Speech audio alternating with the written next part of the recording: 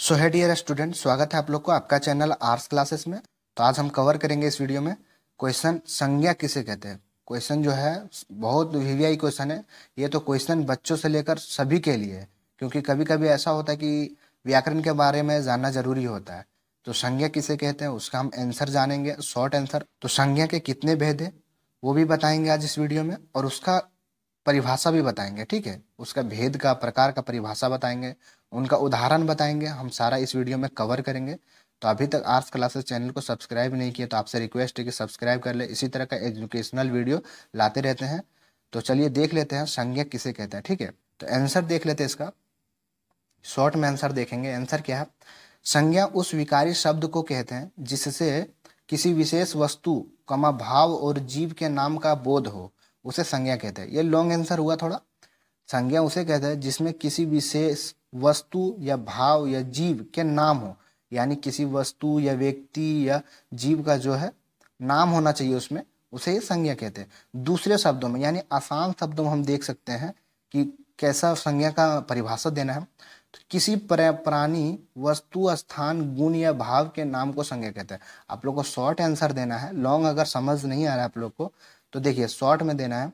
किसी प्राणी, वस्तु, स्थान, गुण या भाव के नाम को संज्ञा कहता है। सिंपल। ठीक है, किसी भी वस्तु या व्यक्ति या उनका नाम, ठीक है, या जगह का नाम, उसे ही हम संज्ञा कहते हैं। ठीक है, जैसे में देख लेते हैं क्या है, उदाहरण देखेंगे हम। उदाहरण क्या है? जैसे में प्राणियों के नाम, प्राणियों के नाम जैसे मोर हो गया, घोड़ा हो गया, अनिल हो गया, किरण हो गया, जवाहरलाल नेहरू हो गया, महात्मा गांधी हो गया, इत्यादि। ठीक है, ये हो गया संज्ञा में आता है क्योंकि ये नाम है। ठीक है, और वस्तुओं का नाम देख लेते हैं। वस्तुओं का नाम है अनार है, रेडियो है, किताब है, संदूक है, बहुत सारा है, इत्यादि है। ठीक है, बहुत सारा वस्तु का नाम है। तो ये हो जाएगा संज्ञा के अंदर जैसे में। ठीक है, और इसके बाद देख लेते हैं क्वेश्चन क्या है। आप लोग को क्वेश्चन समझ आ गया होगा सारा का सारा, क्योंकि संज्ञा जो है काफी इजी था।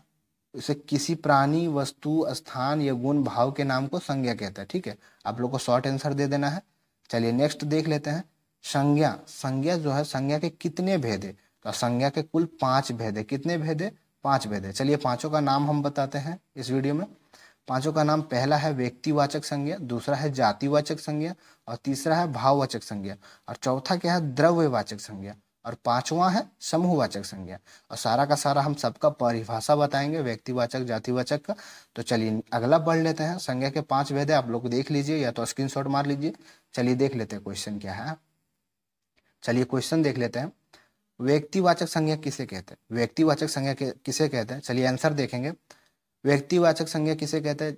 आंसर है जिन शब्दों से किसी विशेष व्यक्ति, स्थान अथवा वस्तु के नाम का बोध हो, उसे व्यक्तिवाचक संज्ञा कहते हैं। जैसे जयपुर, दिल्ली, भारत, रामायण, अमेरिका, राम, श्याम, अफ्रीका। व्यक्तिवाचक संज्ञा मतलब क्या समझिएगा। व्यक्तिवाचक संज्ञा उसे कहते हैं जिसमें किसी वस्तु या व्यक्ति या नाम का बोध हो, उसे ही हम व्यक्तिवाचक संज्ञा कहेंगे। जैसे देखिए जयपुर भी एक जगह का नाम है, दिल्ली भी जगह का नाम है, रामायण भी बुक का नाम है, अमेरिका भी एक देश का नाम है, राम एक लड़का का नाम है, श्याम भी लड़का का नाम है, अफ्रीका एक देश का नाम है, इत्यादि। और कुछ हो गया जैसे गाय हो गया। ठीक है, कोई भी पशु का नाम हो गया। तो ये सब व्यक्तिवाचक संज्ञा के अंतर्गत आएगा। चलिए अगला पढ़ लेते हैं। क्वेश्चन क्या है? क्वेश्चन है जातिवाचक संज्ञा किसे कहते हैं। ये देखिए इंपॉर्टेंट क्वेश्चन है, ध्यान दीजिएगा। क्वेश्चन में पूरा का पूरा हम बताएंगे किसे कहता है जातिवाचक संज्ञा। तो आंसर देख लेते हैं। आंसर है वह संज्ञा शब्द जिनमें किसी एक ही प्रकार की अनेक वस्तुओं का बोध हो, एक ही प्रकार के अलग अलग वस्तुओं का बोध हो, या कि वे संज्ञा जिनमें पूरी जाति का बोध हो। जिनमें पूरी जाति का बोध हो तो उसे जातिवाचक संज्ञा कहते हैं। जैसे घर, पहाड़, शहर और पशु, नदी इत्यादि। इनमें बोला क्या गया है, ध्यान दीजिएगा। इनमें बोला गया वह संज्ञा जिनमें किसी एक ही प्रकार का अनेक अनेक यानी अलग अलग बोध हो, यानी कोई भी वस्तु हो एक ही प्रकार का, उसमें अलग अलग रहे। जैसे घर हो गया, पहाड़ हो गया, शहर हो गया, पशु हो गया, नदी हो गया, आदि। यानी कि किसी भी जात, ये जात मतलब ये मत समझिएगा कि कास्ट है। ठीक है, ये कास्ट का जातिवाचक नहीं है। किसी भी चीज, अगर हम मोबाइल है तो ये एक जातिवाचक हो जाएगा क्योंकि मोबाइल है, ये अलग हो गया। ठीक है, एक पशु हो गया वो अलग हो गया, घर भी होगा अलग जात में आ जाता है। ठीक है, सबका ये अलग अलग है। ठीक है, तो जैसे में यही हो जाएगा। चलिए देख लेते हैं क्वेश्चन भाववाचक। भाववाचक संज्ञा किसे कहते हैं? भाववाचक काफी आसान है क्वेश्चन समझना। तो भाववाचक जिस संज्ञा शब्द से पदार्थों की अवस्था, गुण और दोष, भाव या दशा, धर्म आदि का बोध है, उसे भाववाचक संज्ञा कहते हैं। जैसे बुढ़ापा, बुढ़ापा जो है, जैसे बुढ़ापा उसमें भाव आ रहा है, ठीक है, बुढ़ापा। मिठास, इसमें भी भाव आ रहा है। और बचपन, इसमें भी भाववाचक गुण पता चल रहा है इससे। बुढ़ापा से हमको गुण क्या पता चल रहा है कि वो एजेड हो गया, यानी कि एज हो गया उनका, बुढ़ापा। मिठास यानी कि स्वादिष्ट, तो मिठास मतलब क्या है? स्वादिष्ट।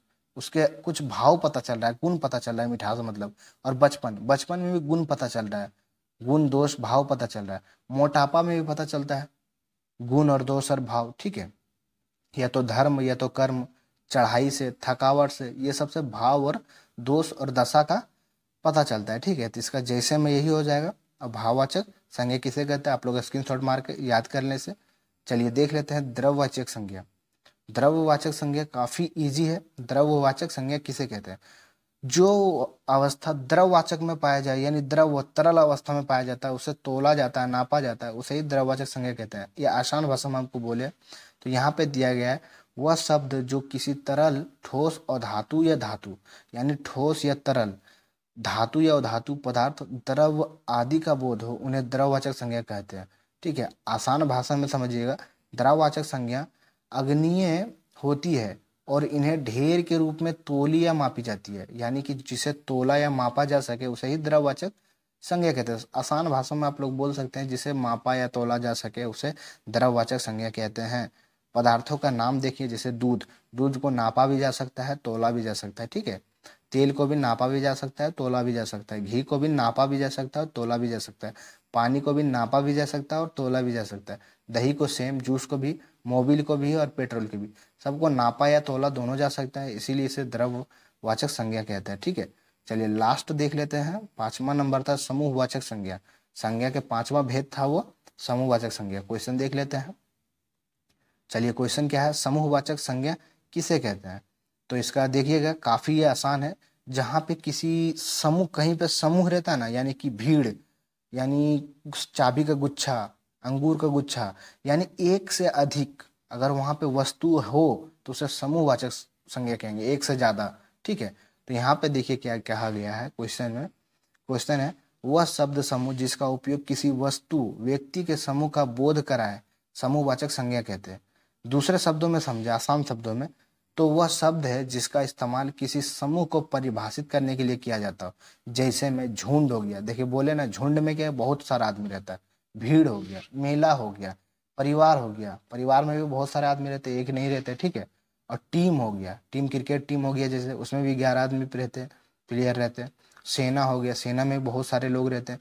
यानी कि जहाँ पे एक से अधिक, 2-4 लोग जहाँ पे हो, या तो जो 2-4 चीज वस्तुएं हो, वहां पे उसे समूहवाचक संज्ञा कहेंगे, ठीक है।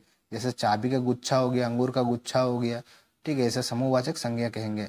तो आशा करता हूँ कि आप लोग संज्ञा के बारे में पूरा जान चुके होंगे। अगर संज्ञा के बारे में नहीं तो फिर से एक बार संज्ञा किसे कहते हैं हम बता देते हैं। किसी व्यक्ति या वस्तु स्थान के नाम को संज्ञा कहते हैं। आसान भाषा में देना है, किसी व्यक्ति या वस्तु के स्थान को नाम को संज्ञा कहते हैं, ठीक है। क्योंकि अगर नाम, व्यक्ति, वस्तु, स्थान के नाम को संज्ञा कहते हैं। देखिए जैसे घोड़ा हो गया, अनिल हो गया, ये नाम हो गया, और वस्तुओं का नाम देखिए, अनार हो गया, रेडियो हो गया, किताब हो गया, संदूक हो गया, ठीक है। किसी व्यक्ति या वस्तु का स्थान का नाम को संज्ञा कहते हैं। तो ये काफी महत्वपूर्ण क्वेश्चन था, ठीक है। संज्ञा, संज्ञा यानी कि व्याकरण का सबसे पहला अगर शुरुआत होता है तो संज्ञा से ही शुरुआत होता है।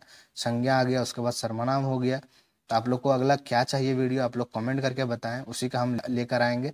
मिलते हैं अगले वीडियो में, तब तक के लिए जय हिंद, जय भारत।